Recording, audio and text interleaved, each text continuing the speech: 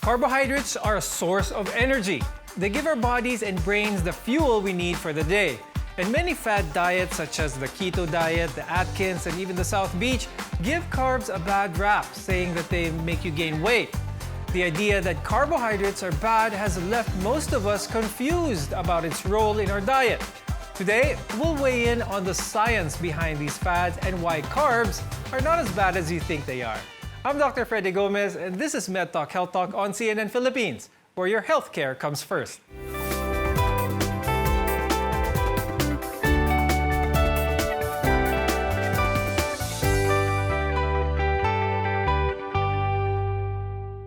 Some weight loss programs discourage people from eating carbs or carbohydrates, but the key is moderation in finding the right carbs.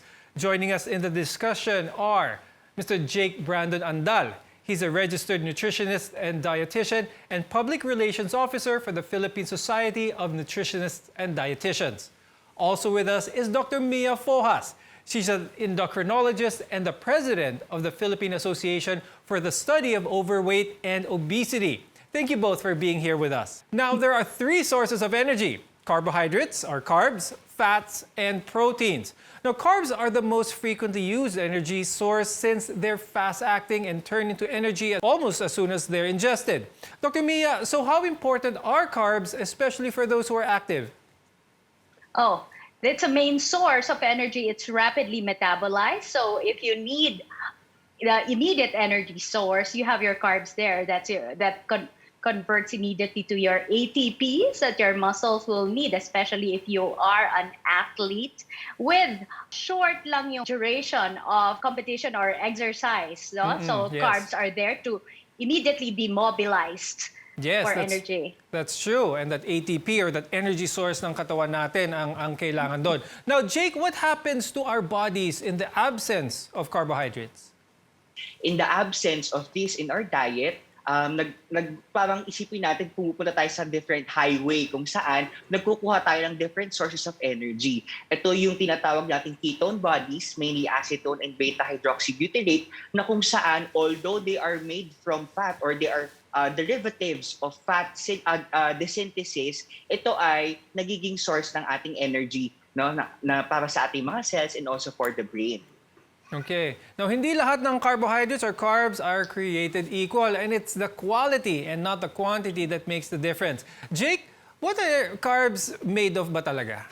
Pag pinag-usapan natin ng carbohydrates, madaming iba't ibang uri, no? Pero in the simplest sense, isipin natin na ang carbohydrates ay parang malalaking kadena na kung saan ang isang bilog ng kadena ay isang sugar. Ngayon, kung ang kadena ay mahaba, ito ay tinatawag na complex carbohydrates, meaning madami siyang lamang mga maliliit na kadena o mga sugar molecules. Ang hindi natin masyadong nire-recommenda ay yung mga processed carbohydrates. Pag kasi pinaprocess natin yung complex carbohydrates, pinuputol natin itong mga kadenang ito na kung saan ito ay yung mga tigi-isang units na lamang ng glucose. At kung apag naman ating itong kinain o inabsorb sa katawan, mas mataas yung pagtaas ng ating asukal sa dugo dahil nga ito ay putol-putol na para sa atin. So it's easily absorbable and it's also easily stored in our body. Kaya in excess, pwedeng maging fat and also cholesterol. That's right. Now, when you hear about carbs, you often think about rice, mga bread, and pasta. But there are a host of other foods wherein you can get your carbohydrates. Jake, can you share with us where else can we find carbohydrates? Ang carbohydrates, makikita natin sa halos lahat ng pagkain na meron tayo sa grocery or ating mga kusina. Ang pinaka-simpleng advice na binibigay ko sa ating mga patients is, for example, if we are eating fruits and vegetables, ang may pinakamatataas na fiber ay yung mga mas ningunguya. Ito yung mga green leafy vegetables at yung mga matitigas na fruits tulad ng apples, guava, etc. Pag kasi medyo in liquid form o medyo watery yung ating fruits and vegetables, ito ay medyo mataas na sa asukal at mababa na sa fiber. And Dr. Mia, as an endocrinologist, what kind of carbs should they avoid naman? Yung mga pastries, no? So, highly refined foods, yung mga white rice, white bread. We have to stay away from the instant oatmeal. Mas magandang yung old-fashioned or steel-cut oatmeal. So, maraming pagkukunan ng good sources of carbs with fiber. And another thing, yung mga i-avoid naman, mga sodas. Of course, ordinarily asukal. So that which contains sugar. So when you take a look at your food labels, titingnan nyo yung hidden sugars. Kung minsan, okay, wala naman nakalagay na sugar, pero merong nakalagay na fructose. Fructose is sugar from fruits. However, kung marami po nito, katulad ng sa mga ibang sodas, nagko-convert siya agad-agad sa fat kasi hindi siya agad nagko-convert to energy. I know it gets a little bit tricky, especially those who are still not used to knowing what are the good and bad carbs and all. That's why I'm going to ask Jake, how can someone fit good carbs into a healthy diet? Kalahati po dapat ng ating mga plato ay dapat may lamang green leafy vegetables at yun nga mga fruits na mas matataas sa fiber, yung mas niyunguya at medyo mapait-pait.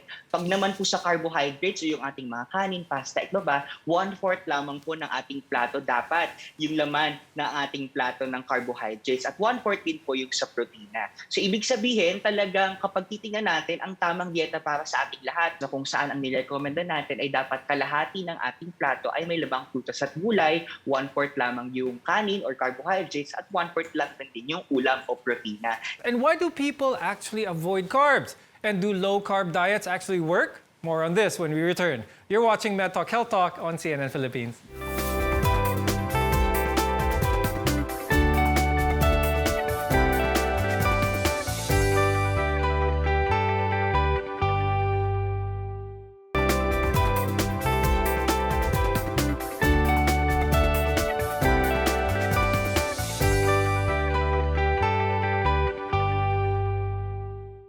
It seems almost everywhere you look, people tell you to either watch your carbs, go low carb, or even cut carbs altogether in order to lose weight. But is this really the way to go? We're Together in Health. I'm Dr. Freddy Gomez, and you're watching MedTalk Health Talk on CNN Philippines. In the world of weight loss, low carb, high protein diets are popular, and one of which is the ketogenic diet or the keto diet, in which carbs are a big no-no. Dr. Mia, how does this diet work and what can you actually eat with the keto diet? Actually, another name for the keto diet is either the very low carbohydrate or the low carbohydrate diet, wherein yung total number of calories would contain less than 26% yung low carbohydrate diet, 26% or less of the total caloric intake would be carbohydrates. Maganda siya in a sense that you immediately lose weight if you are on keto diet. However, based on studies, wala pa tayong kaalaman as to the long-term effects kasi may mga pag-aaral wherein tumataas po talaga yung bad cholesterol. At pag tumaas po yung bad cholesterol, pwede po ito magdeposito sa ating puso, At hindi po agad yan nababurn dahil hindi naman na tayo mga bata. Pag yan po ay nadeposito sa puso natin, medyo matagal po siyang matunaw kung matutunaw pa po.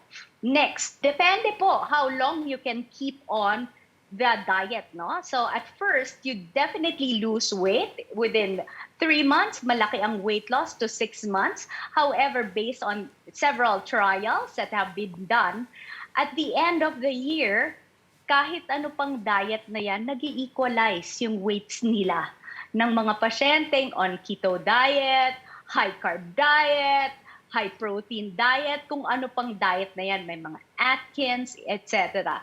This means that the body tends to adapt to whatever metabolic rate you have based on your food intake. So, it really is case-to-case basis yan. Hindi dekahon ang pagbibigay ng keto diet, and there are some safety measures that you have to be monitored by your doctor. That's good that you mentioned the different pros and cons of the keto diet. My question is, how risky is it, Dr. Mia, for someone to go into the keto diet without talking to a doctor first or an endocrinologist first? It's actually, keto diet used to be a treatment. It's not even a fad diet. It was a treatment for children with seizures, and at that time, the sources of fat would be the omega-3 and omega-6 fatty acids, mostly from fish oil and oil from plants like avocado oil, etc. But mainly omega-3.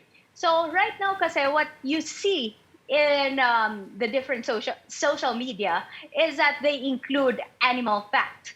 So the risk here is that biglang posibleng tumaas ang triglyceride levels mo. And if you have high triglyceride levels, this can lead to blindness and acute pancreatitis. And for the others, biglang tumataas ang blood pressure because of the high amount of free fatty acids in the blood. Dahil sa tumataas din later on ang cholesterol na bad, pwede sila mag-stroke or mag-atake sa puso. Or aside from that nga pala, pwede kang magka-kidney or renal failure because of the high amounts of protein that you have been taking. Yes, that's why it's very important to talk to your doctor or your endocrinologist first before entering any diet that you think would be beneficial for you. Now, people following low-carb diets usually reach for healthier alternatives to sugar, such as coconut sugar, honey, or even agave nectar. Now, Jake, are these really better for you, itong mga substitutes for sugar? Well, when you talk about diets, we want them to avoid having disrupted relationship with food, meaning we don't want them to feel na wala na siyang pwedeng kainin o hindi na ganun kapalatable yung kanyang kinakain. And this is something what dietitians do in nutrition counseling.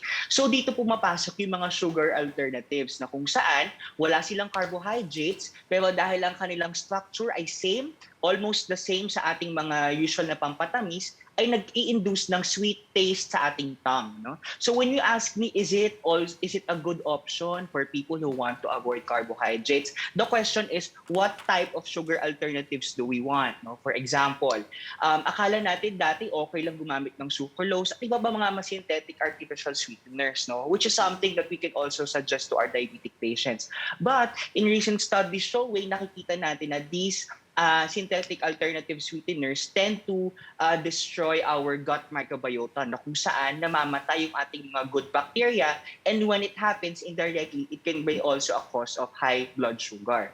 So kung titingnan natin ng mga pag-aaral, at this is also according to the FDA in the United States, the safest sugar alternative is stevia glycosides. No, ito po yung processed stevia dahil actually it can be protective of our gut microbiota, and also it can be a source of antioxidants. Counting your carbs is a little bit tedious, but it's vital if you're following a low-carb diet. But sometimes this can be overwhelming for some.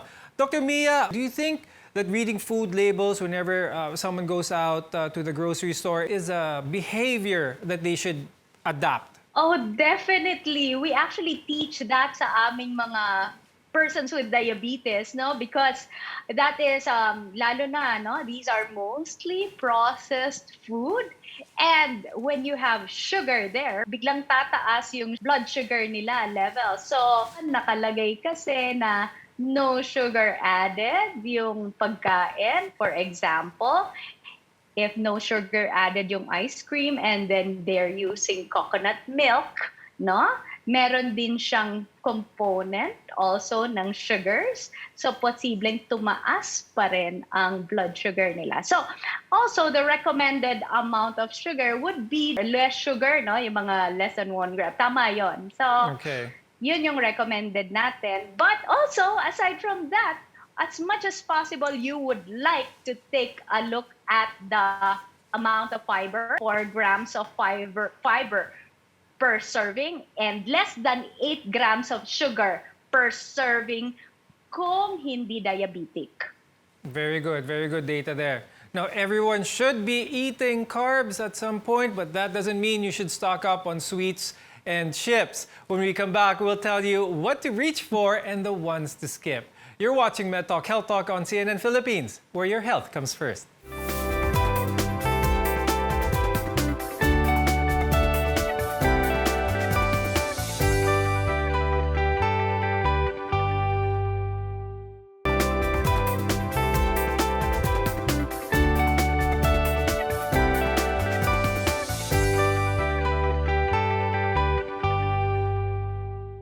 How can we tell the difference between good carbs and bad carbs? I'm Dr. Freddy Gomez, and you're watching Med Talk Health Talk on CNN Philippines. Jake, there are natural and added sugars. What's the difference between these? titingnan natin yung nutrition facts, meron tayong dapat dalawang basahin. Yung total carbohydrates, ito yung natural sugar inherently laman ng ating pagkain at yung added sugar na kung saan dinadagdag natin sa process ng food. For example, gagawa tayo ng tinapay. Kapag nilagyan natin ng toppings na asukal yung taas ng tinapay, yung dinagdag nating asukal doon sa toppings, ang tinatawag doon ay added sugar.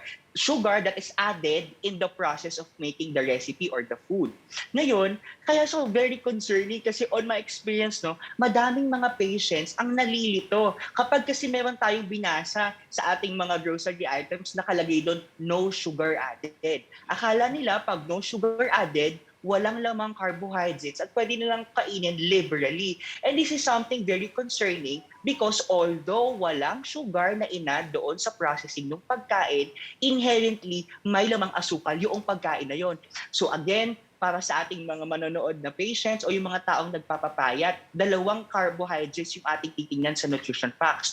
Una, yung added sugars. Kadalasan, ito yung nakalagay sa ilalim ng total carbohydrates. Nakalagay doon added sugars or sugars. At pangalawa, yung total sugar sa laman o yung inherent laman na carbohydrates sa laman ng pagkain na yon. Very good. And many popular foods such as sweets, sodas, and snack foods contain added sugars that increase the risk of diabetes, obesity, as well as heart disease.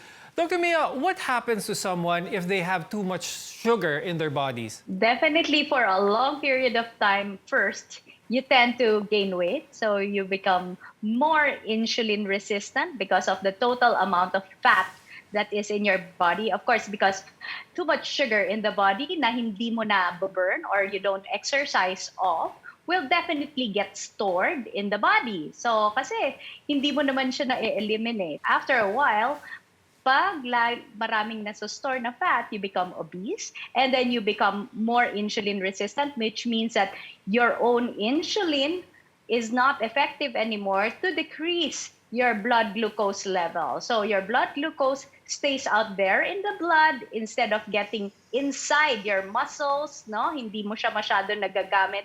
And then after a few years, you develop type 2 diabetes. But one of the reasons why some people find it so hard to let go of these processed sugars, these added sugars, is they're actually addicted to them. Dr. Mia, can you talk more about this? Is it really possible to be addicted to sugar? For as long as you feed yourself with a lot of sugar, you tend to crave for it for a long time. So it's for you keep on feeding yourself with sugar and then later on you get addicted. You look for more sugar because you don't get satisfied with the amounts of sugar that you have been taking. So that has been a study. So, kaya nagkakaroon din ng obesity. But it is theoretical pa lang. However, right now, kasi mas marami kasing available na carbohydrate-containing food, especially among us Filipinos. Yes. So,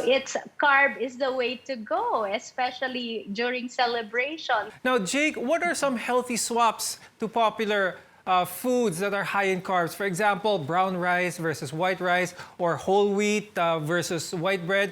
What else can you share with us?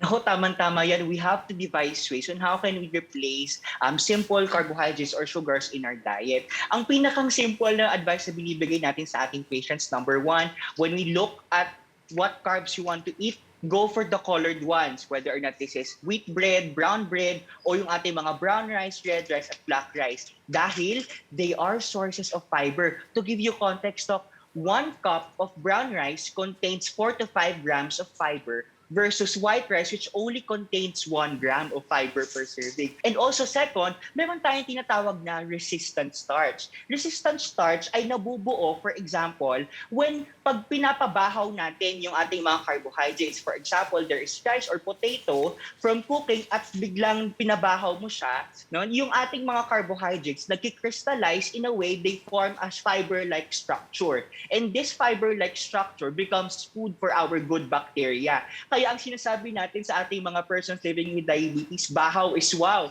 So these two are the most basic advices that we can give in our patients. We hope you were able to have a better understanding now on carbohydrates and sugars. With that, we'd like to thank our guests for today, endocrinologist Dr. Mia Fojas and registered nutritionist dietitian Jake Brandon Andal. It's always nice having both of you on the show. And remember, don't just cut out carbs from your diet. This can put you at risk for nutrient deficiencies. Carbohydrates, along with fats and proteins, are essential nutrients your body needs to function well. I'm Dr. Freddy Gomez, helping build a healthier future for you. Thank you for watching MedTalk Health Talk on CNN Philippines.